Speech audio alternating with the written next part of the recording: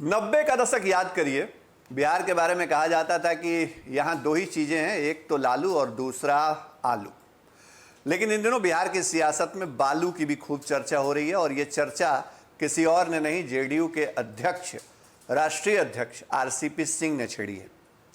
RCP Singh का एक छोटा सा बयान पहले आपको सुनवा देते हैं, उसके बाद आपको पूरी खबर बताएंगे और समझाएंगे कि आखिर किस तरह बालू पर सियासत हो रही है। अरे उनकी चिमौनती खत्म हो चुकी। देखिए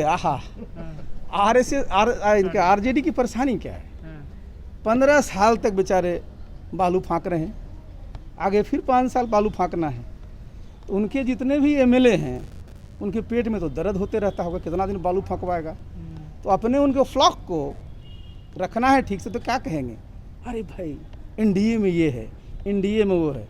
एनडीए में सब कुछ ठीक है, गड़बड़ है तो उन्हीं के यहाँ है। उनकी कोई जो बिल्कुल टकटकाए हुए है ना कि आम टपकने वाला है, कोई चांस नहीं। आपने सुना जेडीयू के अध्यक्ष आरसीपी सिंह क्या कह रहे थे। आरसीपी सिंह दरअसल अगले 5 साल तक, आने वाले 5 साल तक तेजस्वी यादव को बालू फांकने की सलाह दे रहे हैं, या ये कह रहे हैं कि तेजस्वी यादव का भविष्य जो है वो यही है कि वो बालू फांकते नजर आएंगे।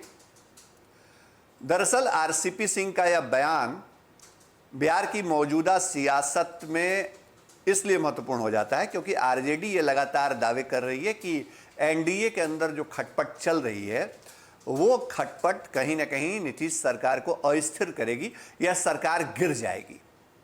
आरसीपी सिंह शुक्रवार को अचानक से जब लौटे और बैठकों का दौर उन्होंने शुरू किया तो रविवार को उन्होंने यह बयान दिया कि नीतीश सरकार चट्टानी एकजुटता के साथ है और एनडीए इतना एकजुट है कि तेजस्वी यादव या आरजेडी के पास अगले 5 साल तक कोई काम नहीं है, उनको बालू फांकना पड़ेगा। ऐसे बयान आरसीपी सिंह बहुत कम देते हैं, लेकिन तेजस्वी यादव या आरजेडी को लेकर के उन्होंने जो कुछ कहा है वो आखिर क्यों कहना पड़ा, इस बात को समझिए। दरअसल एनडीए के अंदर पिछले कुछ दिनों से कई मसलों पर विरोधाभास देखने को मिल रहा है, मतभेद देखने को मिल रहा है। जीतन राम मांझी जो एनडीए अलायंस में छोटे घटक दल हैं, जिनके 4 विधायक हैं, खुद मांझी भी एक उसमें से हैं, और जिनका समर्थन नीतीश सरकार को है, वो लगातार अलग अलग मुद्दों पे बीजेपी के ऊपर हमला बोल रहे हैं, तंज कस रहे हैं। कभी दलितों की बात हो, कभी मदरसा ब्लास्ट के बाद आतंकी गतिविधियों की बात हो, या फिर याद कर लीजिए कोरोना वैक्सीनेशन सर्टिफिकेट पर प्रधानमंत्री नरेंद्र मोदी की तस्वीर की बात हो।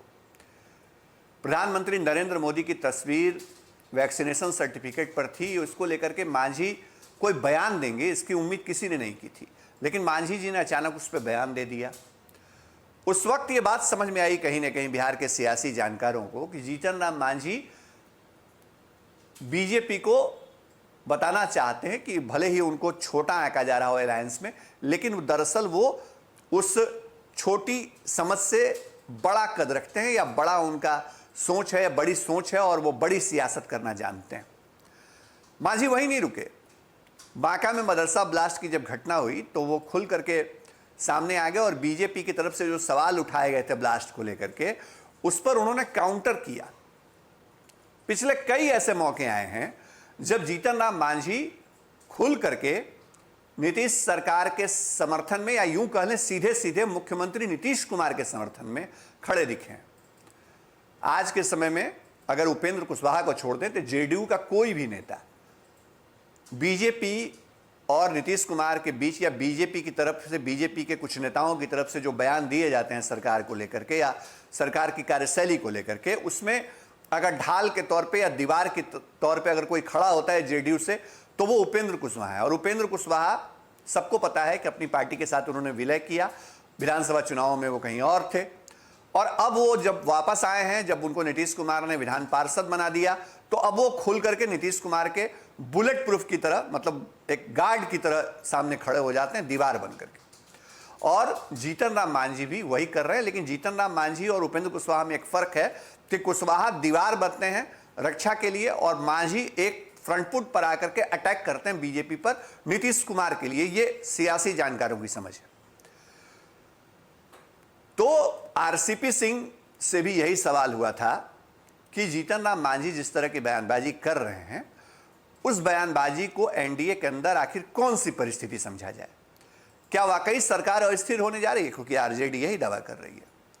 मांझी के मसले को आरसीपी सिंह ने तवज्जो नहीं दिया। आरसीपी सिंह ने यह नहीं कहा कि मांझी को ऐसा बयान देना चाहिए या नहीं देना चाहिए। उन्होंने यह नहीं कहा कि इस तरह की बयानबाजी नहीं होनी चाहिए। उन्होंने ये जरूर कहा कि ऐसी बातें होती रहती हैं। आप इसका मतलब समझ रहे होंगे। ऐसी बातें होना क्या किसी गठबंधन के लिए ठीक है? आरसीपी सिंह को यह बताना चाहिए, लेकिन उन्होंने ये नहीं बताया। मतलब वो यानी जेडीयू मांझी को रोकना भी नहीं चाहती है और कहीं ना कहीं ये बताना चाहती है बीजेपी को कि मांझी जो कुछ कह रहे हैं वो खुद ब खुद कर रहे हैं, ये उनका अपना स्टैंड है। जबकि इसके उलट जीतन राम मांझी की राजनीति या जीतन राम मांझी जिस तरह की पॉलिटिक्स करते हैं, उसकी समझ रखने वाले लोगों की ये राय है कि ऐसे वक्त में जब वो कैबिनेट में उनकी पार्टी शामिल है, खुद जीतन राम मांझी के बेटे मंत्री हैं संतोष सुमन, और मांझी अलायंस के अंदर हैं, तो कोई जोखिम वो नहीं उठा सकते जब तक कोई मजबूत हाथ या मजबूत चेहरा उनके पीछे ना खड़ा हो। नीतीश कुमार वो शख्सियत है, नीतीश कुमार वो कद है जिस कद के बूते जीतन राम मांझी इस तरह की बात बीजेपी को लेकर के कह सकते हैं। लेकिन सलाह किसे दी जा रही है? जेडीयू की तरफ से सलाह दी जा रही है जनता दल यूनाइटेड की तरफ से तेजस्वी यादव को कि आप बालू फेंकते रहिएगा। तेजस्वी यादव जी, आपकी सरकार बनने की कोई संभावना नहीं है, होनी भी नहीं चाहिए क्योंकि बहुमत उनके पास नहीं है।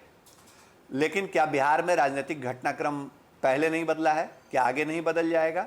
इसकी गारंटी कौन ले सकता है? आरसीपी सिंह भी इसकी गारंटी नहीं ले सकते हैं।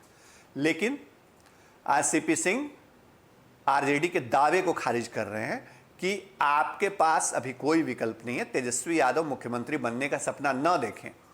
और हाँ, जीतन राम मांझी के बयान पर जेडीयू का किनारा करना ये बताता है कि एनडीए के अंदर अभी बहुत अंदरूनी सियासत बची हुई है, अभी कई और खेल होने हैं।